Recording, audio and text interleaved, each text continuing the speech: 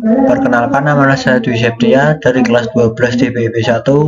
Di video ini saya akan menganalisis struktur, tata nama, sifat, penggolongan, dan kegunaan polimer.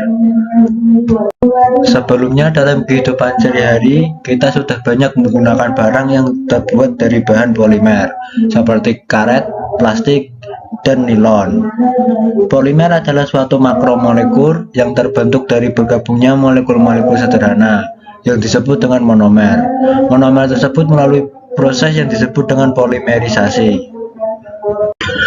Berdasarkan bentuk susunan rantainya, polimer dapat dibedakan menjadi 3, yaitu polimer linear, polimer bercabang, dan polimer berikatan silang.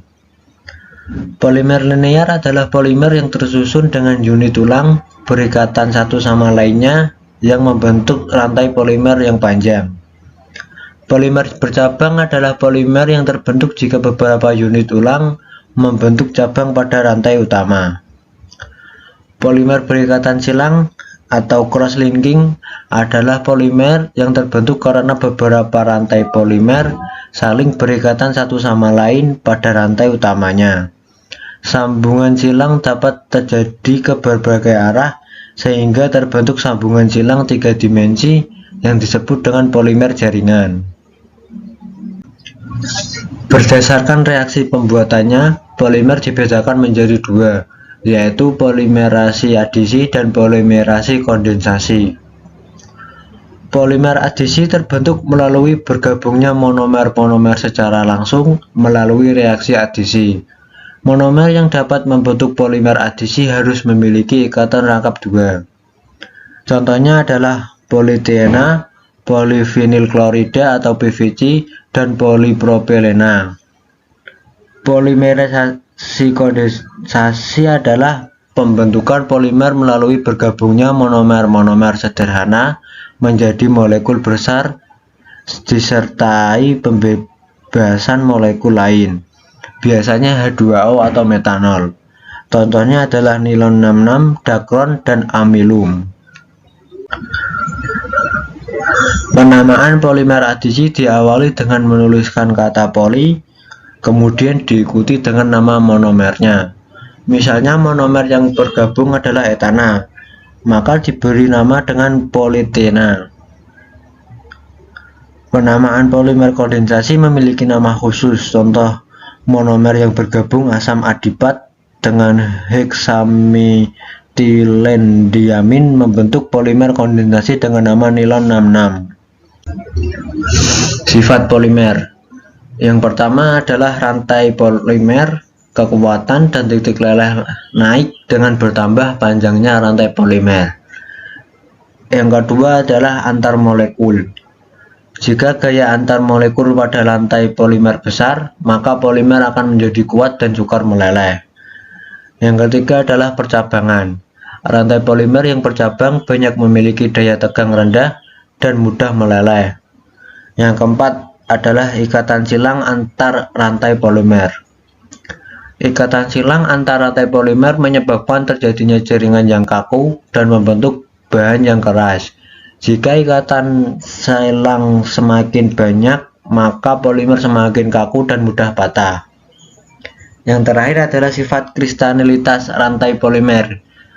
Polimer berstruktur tidak teratur memiliki kristalinitas yang rendah dan bersifat amorf atau tidak kaku. Sedangkan polimer dengan struktur teratur memiliki kristalinitas tinggi, sehingga lebih kuat dan lebih tahan terhadap bahan-bahan kimia dan enzim.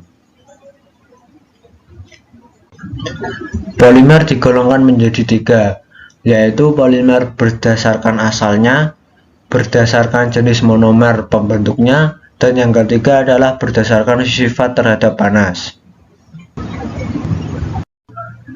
Berdasarkan asalnya, polimer digolongkan atas polimer alam dan polimer sintetis. Polimer alam yaitu polimer yang terbentuk secara alami. Contohnya adalah amilum, protein, selulosa, dan karet alam. Polimer sintetis adalah polimer yang dibuat di industri. Contohnya adalah politiena, polivinil klorida atau PVC, dan polipropilena. Berdasarkan jenis monomer pembentuknya, polimer digolongkan atas homopolimer dan copolimer. Homopolimer yaitu polimer yang dibentuk oleh monomer yang sejenis. Contohnya adalah polietena, polivinil klorida atau PVC, polipropilena, dan polistirena.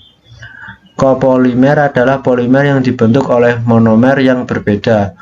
Contohnya adalah nilon 66 dan dakron. Berdasarkan sifatnya terhadap panas, polimer digolongkan atas polimer termoplas dan polimer termosetting. Polimer termoplas adalah polimer yang akan melunak bila dipanaskan. Contohnya adalah polietiena, PVC, dan polipropilena. Kemudian polimer termosetting, yaitu polimer yang tidak akan melunak bila dipanaskan. Contohnya adalah bakelit. Bakelit adalah plastik yang digunakan sebagai peralatan listrik. Kemudian contohnya lain adalah melamin. Kegunaan polimer antara lain adalah polietiena sebagai bahan plastik, kemudian teflon sebagai produk alat rumah tangga yang anti lengket, kemudian polivinil klorida atau PVC sebagai bahan pipa dan produk alat rumah tangga, kemudian ada polivinilasetat sebagai bahan lem kayu dan cat tembok, polimetil metakrilat sebagai bahan kaca lampu mobil dan bahan plastik tahan panas, kemudian nilon 66 sebagai serat kain, Kevlar sebagai bahan pelapis kapas rem tali, rompi anti peluru. Kemudian ada selulosa asetat sebagai bahan film kamera, pita kaset, dan pelapis kaca anti pecah. Dampak dari produk polimer. Hampir semua aktivitas sehari-hari maupun benda yang kita gunakan mengandung bahan dari plastik, mulai dari elektronik, otomotif, pertanian, fashion, dan alat rumah tangga. Baju berbahan polyester pun sejatinya juga dari plastik.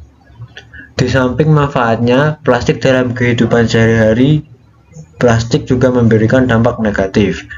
Penggunaan plastik dalam industri makanan dapat menyebabkan kontaminasi zat warna plastik dalam makanan. Sebagai contoh adalah penggunaan kantong plastik hitam atau kresek untuk membungkus makanan seperti gorengan dan lain-lain.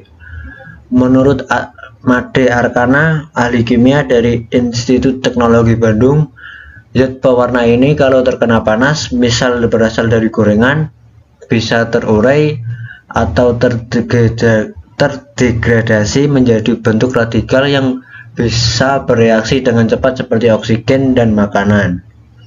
Kemudian ada styrofoam. Styrofoam yang kita gunakan untuk membungkus makanan atau untuk kebutuhan lain juga dapat menimbulkan masalah, yaitu munculnya gangguan pada saraf.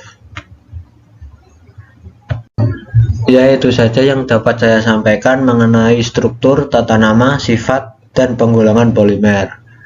Kurang lebihnya mohon maaf. Sekian dan terima kasih.